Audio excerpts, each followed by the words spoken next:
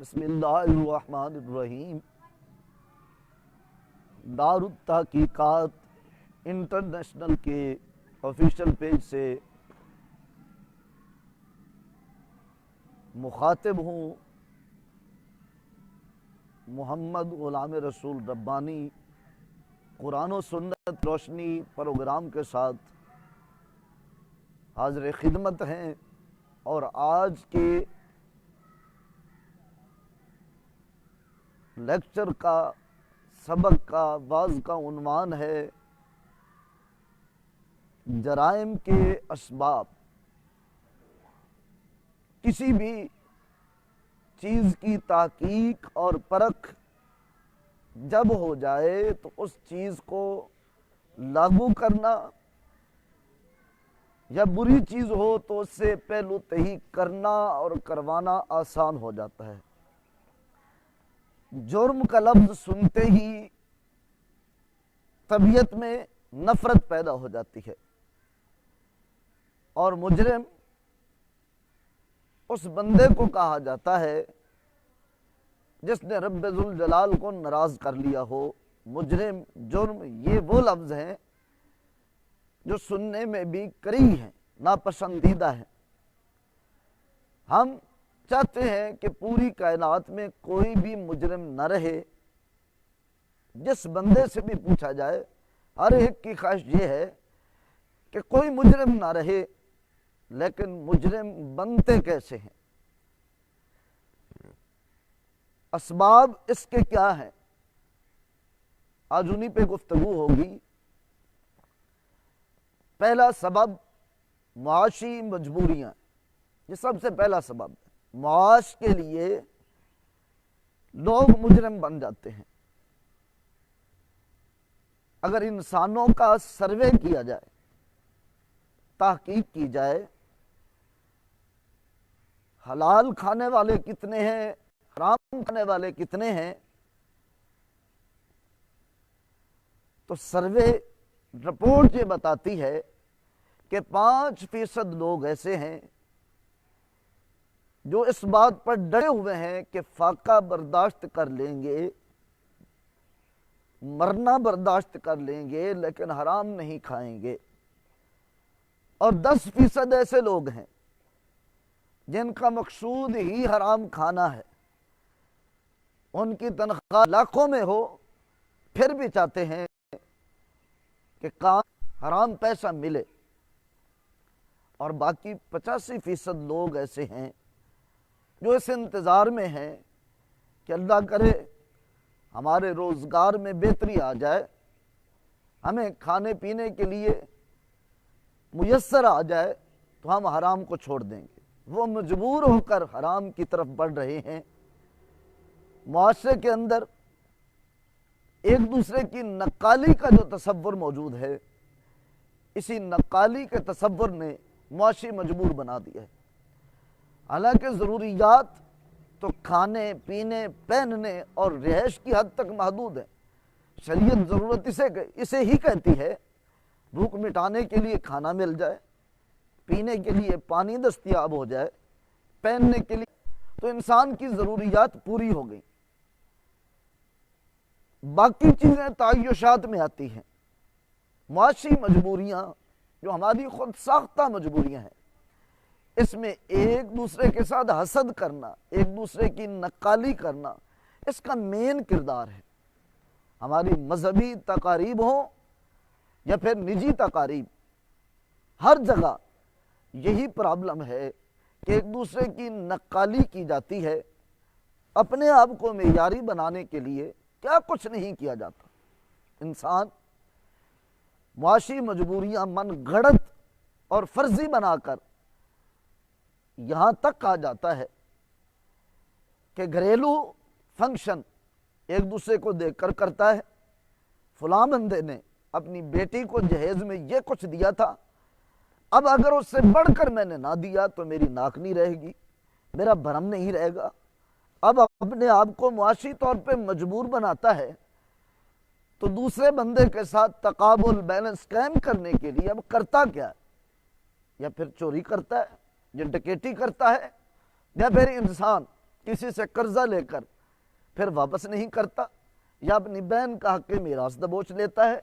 مختلف جرائم میں انسان ملوث ہوتا ہے معاشی مجبوری کے تحت۔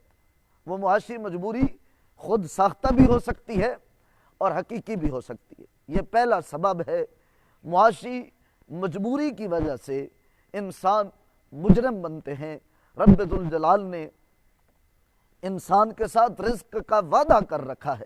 انسان اگر اپنی زندگی قانون فطرت کے تابع کر دے، قانون خداوندی کے تابع کر دے، تو پھر معاشی مجبوریاں انسان کی خود بخود ختم ہو جائیں گی۔ انہی معاشی مجبوریوں نے ہمارے بچوں کو سکول میں تعلیم حاصل کرنے کی بجائے ایک دوسرے کی پینسل، کاپی اور کتاب چوری کرنے پہ مجبور کر دیا، اور اسی معاشی مجبوری نے ہاسٹل لائف میں بد کرداری کے اوپر مجبور کر دیا۔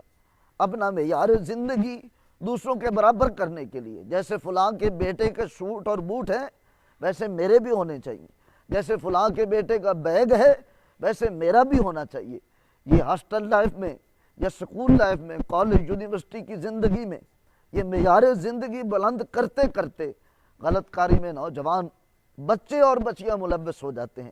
اس لیے معاشی مجبوری کو پہلے تو سمجھیں کہ واقعتاً ہم معاشی مجبور ہیں، یا ہم صرف اترانے کے لیے، اپنے آپ کو بڑا ظاہر کرنے کے لیے یہ سب کچھ کر رہے ہیں۔ تو پہلا سبب مجرم بننے کا معاشی مجبوریاں ہیں۔ جہاں کہیں ہم دیکھتے ہیں کہ واقعتاً یہ بندہ معاش کے ہاتھوں مجبور ہے تو اسے بدکاری کی طرف مائل ہونے سے ہم روک سکتے ہیں۔ کئی خواتین جو اپنی عزت نیلام کرنا چاہتی ہیں، لیکن کسی اللہ والے کو پتہ چلتا ہے تو وہ مالی طور پہ اعانت کرتے ہیں، ماہانہ راشن پیش کرتے ہیں، جس کی وجہ سے وہ عصمت اور عزت اپنی محفوظ کر پاتی ہے۔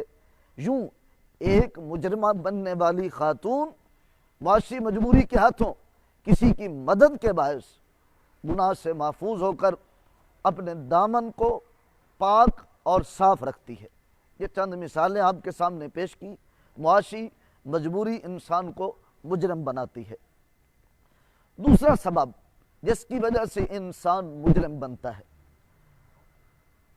دوسرا سبب ہے صحبت بد۔ اللہ رب العزت نے کونوا مع الصادقین فرما کے ارشاد فرمایا، سچوں کی صحبت میں آؤ، سچوں کے ساتھ ہو جاؤ، اور فلا تقعد بعد الذکری مع القوم الظالمین، بروں کی صحبت سے بچنے کا حکم دیا کہ نصیحت آ جانے کے بعد ظالموں کے پاس مت بیٹھو۔ تو صحبت کا اثر انسان کو برائی کی طرف مائل کرتا ہے، صحبت بد کا اثر اچھی صحبت سے جلد اپنے اثرات مرتب کرتا ہے۔ یہی وجہ ہے کہ دودھ حلال ہے، دودھ بیچنے والے کو در در پہ جا کے دودھ بیچنا پڑتا ہے، اور شراب حرام ہے، شراب کی کوئی دکان ہر چوک میں، ہر دیہا میں نظر نہیں آتی، چھپا کر رکھتے ہیں، لیکن اس حرام چیز کو خریدنے والے چھپے ہوئے اڈوں تک بھی پہنچ جاتے ہیں۔ تو نیکی اپنا رنگ جماتی ہے لیکن دیر سے جماتی ہے، لیکن برائی اپنا رنگ جلدی جما لیتی ہے۔ صحبت صالح ترا صالح کند، صحبت طالع ترا طالع کند۔ اچھے بندے کی صحبت میں بیٹھیں گے تو بندے کو وہ صحبت اچھا بنا دے گی، اور برے بندے کی مجلس میں بیٹھیں گے تو اس بری مجلس کے برے جراثیم اور برے اثرات انسان پہ مرتب ہوں گے۔ وہ بری صحبت انسان کو برا بنا کر چھوڑے گی۔ امام مسلم علیہ الرحمہ ایک طویل حدیث ذکر فرماتے ہیں جس میں فرشتوں کو رب ذوالجلال کی طرف بھیجا جاتا ہے، اور وہ رپورٹ پیش کرتے ہیں۔ رب ذوالجلال مختلف سوالات کرتے ہیں اپنی شیان شان، حالانکہ سب کچھ جانتے ہیں۔ تو فرشتے جواب دیتے ہیں وہ ذکر کر رہے تھے، تسبیحاں پڑھ رہے تھے، یسبحونک و یحمدونک و یمجدونک، اور پھر متعدد سوالات کے بعد اللہ رب العزت کی طرف سے معافی کا اعلان ہوتا ہے کہ جتنے بھی اس حلقہ میں موجود تھے میں نے سبھی کو معاف کر دیا۔ فرشتے عرض کرتے ہیں مالک کچھ تیری یاد کی نیت سے نہیں آئے تھے، تو حدیث پاک کے لفظ ہیں کہ رب تعالیٰ فرشتوں کو فرماتا ہے ہم الجلساء لا یشقى جلیسہم، یہ ایسی مجلس والے لوگ ہیں کہ ان کی مجلس میں جو آ کر بیٹھ جاتا ہے وہ بندہ بدبخت نہیں رہ سکتا۔ تو صحبت بد، اس کی وجہ سے مجرم لوگ بنتے ہیں۔ انسان کی فطرت یہ ہے کہ یہ ستھرا پیدا ہوا ہے، اس کا باطن اجلا ہے، لیکن جب یہ بری مجالس میں جا کر بیٹھتا ہے تو بری مجلس کا اثر اس پہ مرتب ہوتا ہے، یہ برا ہو جاتا ہے۔ تیسری وجہ انسان مجرم کیسے بنتا ہے، تیسری وجہ کسب حرام ہے۔ انسان کے گھر میں جب حرام کی کمائی آتی ہے تو لقمہ حرام اپنا اثر ضرور دکھاتا ہے۔ بچے مدارس عربیہ میں قرآن بھی پڑھ رہے ہوتے ہیں، 5 وقت کی نماز بھی پڑھ رہے ہوتے ہیں، لیکن سیٹھ صاحب کے گھر میں لقمہ حرام آتا ہے۔ کسی بہن کا حق وراثت اپنے نام کر لیا جاتا ہے تو اس لقمہ حرام کا اثر یہ مرتب ہوتا ہے کہ وہ بندہ خود یا پھر اس کی اولاد یا پھر دونوں مجرم بن جاتے ہیں۔ چونکہ لقمہ حرام انسان کو رب کے قریب نہیں کرتا، بلکہ انسان لقمہ حرام کی وجہ سے اتنا دور ہو جاتا ہے کہ مسافر کی دعا بارگاہ الہیت میں مستجاب ہوتی ہے، لیکن اگر مسافر کی کیفیت یہ ہو کہ بڑا لمبا سفر کیا ہوا ہو، حدیث پاک کے جو لفظ ہیں یمد یدیہ الی السماء، اپنے ہاتھ آسمانوں کی طرف بڑھاتا ہے اور یا رب یا رب یا رب کی آوازیں لگاتا ہے، لیکن اس کی دعا قبول نہیں ہوتی۔ وَمَطْعَمُهُ حَرَامٌ وَمَشْرَبُهُ حَرَامٌ وَمَلْبَسُهُ حَرَامٌ وَغُذِّيَ بِالْحَرَامِ فَأَنَّىٰ يُسْتَجَابُ لَهُ، اس کی غذا حرام سے ہے، اس کا لباس حرام سے ہے، اس کا پینا شربت حرام سے ہے، تو پھر اس بندے کی دعا کیسے قبول ہو؟ جب لقمہ حرام گھر میں آتا ہے تو اس لقمے پہ پلنے والے نیک لوگ نہیں ہوتے بلکہ مجرم لوگ ہوتے ہیں۔ یہ تیسری وجہ۔ آئیے بڑھتے ہیں چوتھی وجہ کی طرف کہ جس کی وجہ سے لوگ مجرم بنتے ہیں۔ جو لوگ تجاہل عارفانہ سے کام لیتے ہیں، رب ذوالجلال نے جو وعدے انسانیت سے کر رکھے میں ڈالنے کی کوشش کرتے ہیں، تو ایسے لوگ بھی مجرم ٹھہرتے ہیں اور مجرم بن جاتے ہیں۔ مثال کے طور پر اللہ جل مجدہ الکریم نے وعدہ فرمایا وَمَا مِن دَابَّةٍ فِي الْأَرْضِ إِلَّا عَلَى اللَّهِ رِزْقُهَا، کہ رزق کی ذمہ داری اللہ رب العزت نے خود اٹھا لی ہے۔ اب خیر الرازقین یہ صفت الہیہ ہے، لیکن اس صفت کی یوں تعبیر و تشریح کرنا کہ میں یہاں پہ بیٹھا ہوں، چونکہ میرے رزق دینے کا وعدہ میرے رب نے کیا ہے، وہ رب یہاں پہ بھیج دے گا۔ اللہ رب العزت کی اس صفت خیر الرازقین کو صحیح معنی میں انسان سمجھ ہی نہیں پایا کہ رب چاہتا ہے وَجَعَلْنَا اللَّيْلَ لِبَاسًا وَجَعَلْنَا النَّهَارَ مَعَاشًا، اے انسان رات تیرے آرام کے لیے بنائی ہے، تیرے پردہ پوشی کے لیے بنائی ہے، اور دن روزگار کے حصول کے لیے بنایا ہے۔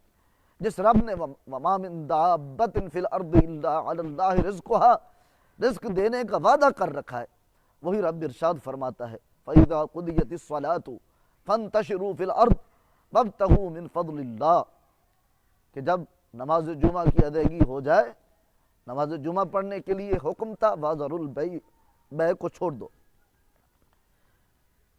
بیع کرنا یہ قبیل غیر ہی تھا۔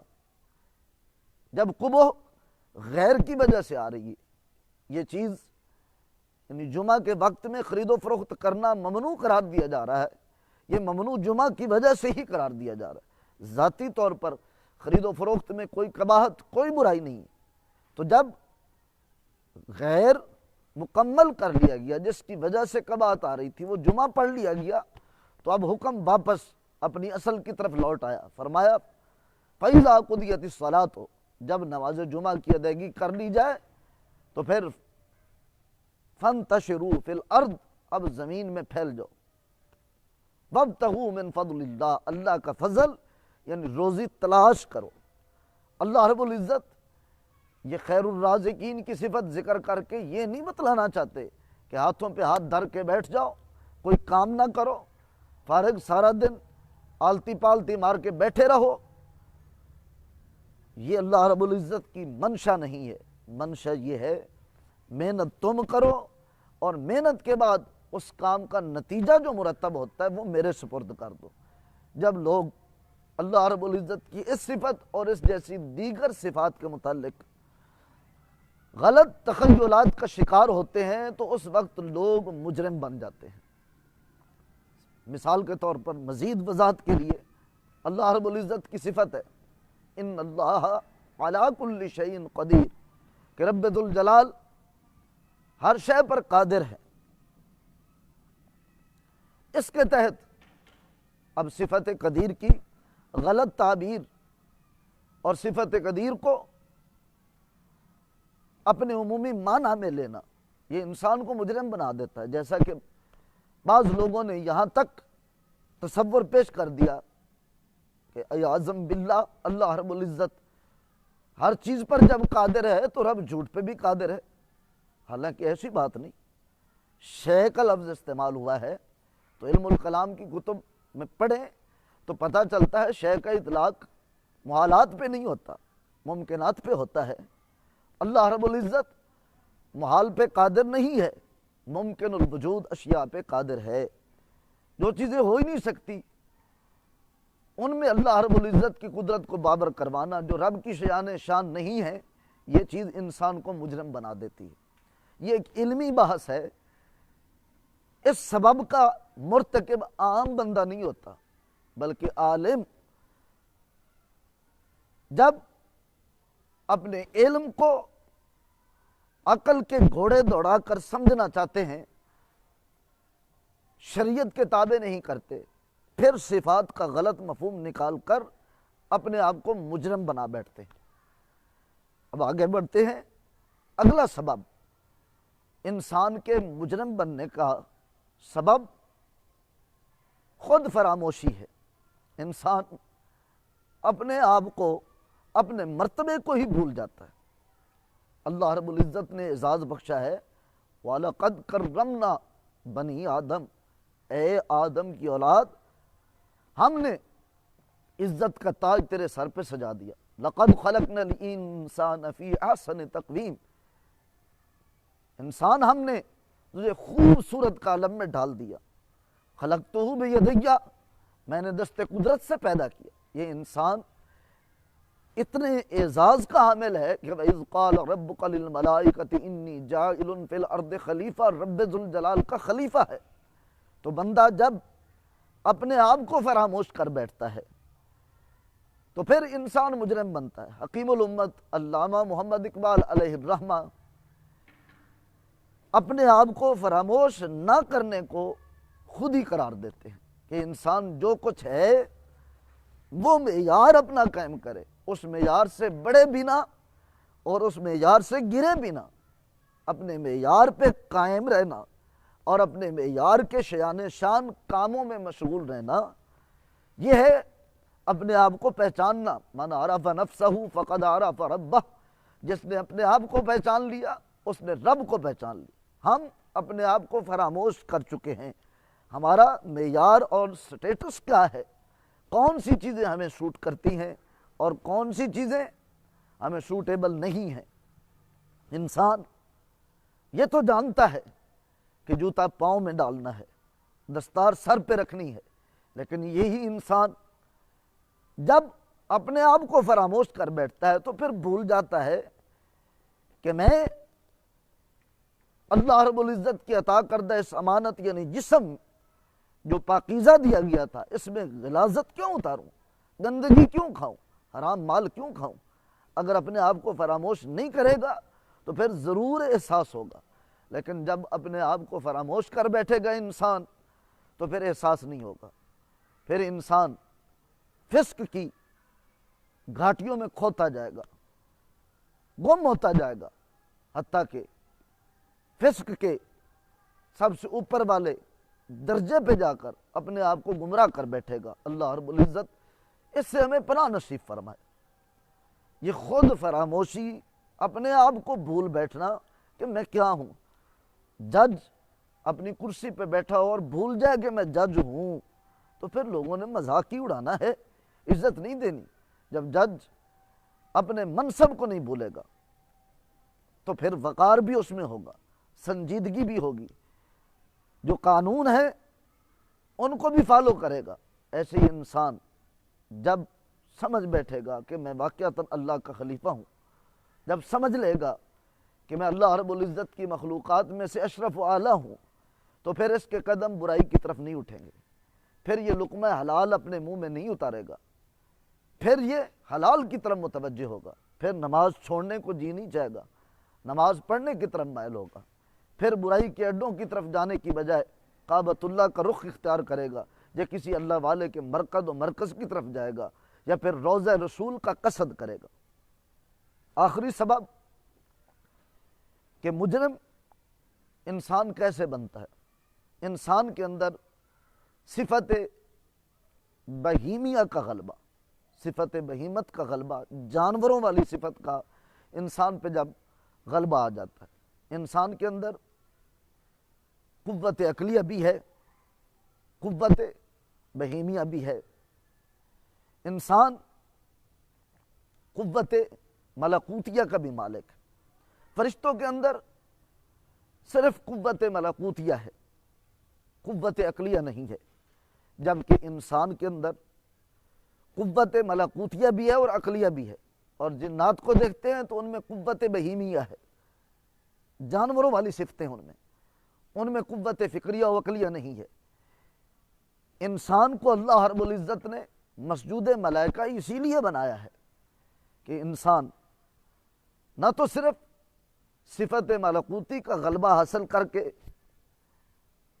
اللہ رب العزت کی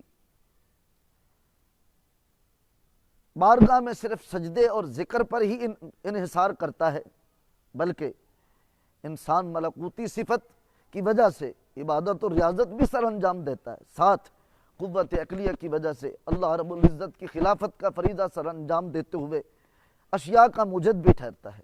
انسان ظلم کے خلاف انصاف کو فروغ بھی دیتا ہے۔ فرشتوں نے کبھی انصاف نہیں کیا چونکہ ان میں جھگڑا ہی نہیں ہوا، ان میں ظلم ہی نہیں ہوتا۔ انسان نے انصاف کیا، انسان نے چیزیں ایجاد کی، ریڈیو انسان نے بنایا، ہوائی جہاز انسان نے بنایا، یہ قوت فکریہ کی وجہ سے۔ اور جنوں کے اندر صرف اور صرف قوت بہیمیہ ہے، جانوروں والی صفت ہے کہ انہیں پتہ ہی نہیں ہوتا گندگی پڑی ہوئی ہے یا نہیں پڑی، بیٹھ جاتے ہیں، انہیں پتہ ہی نہیں ہوتا چارہ ہمارے سامنے حلال ہے یا حرام ہے، وہ کھا جاتے ہیں۔ تو انسان اپنے آپ کو جب اتنا گرا دیتا ہے، قرآن فرماتا اولئک کالانعام بل ہم اضل، کہ جانور یا جانوروں سے بھی بدتر بن جاتا ہے۔ پھر اس وقت انسان کی حالت یہ ہوتی ہے الصم البکم، پھر یہ بہرا بھی ہو جاتا ہے اور شریعت کے معاملات سے گنگا بھی ہو جاتا ہے۔ یہ اسباب تھے جن کا اجمالی خاکہ دار التحقیقات انٹرنیشنل کے آفیشل فیس بک پیج پہ پیش کرنے کی سعادت نصیب ہوئی۔ قرآن و سنہ کی روشنی پروگرام دیکھتے رہیے اور اس طرح کے اچھوتے اور منفرد موضوعات سے اپنے آپ کو محظوظ کرتے رہیے۔ اگلے پروگرام تک مفتی محمد غلام رسول آپ سے اجازت چاہتا ہے۔ اللہ رب العزت ہم سب کا حامی و ناصر ہو اور ہم سب کو قرآن و سنہ پہ عمل کرنے کی سعادت نصیب فرمائے۔ وما علیہ الا البلاغ المبین۔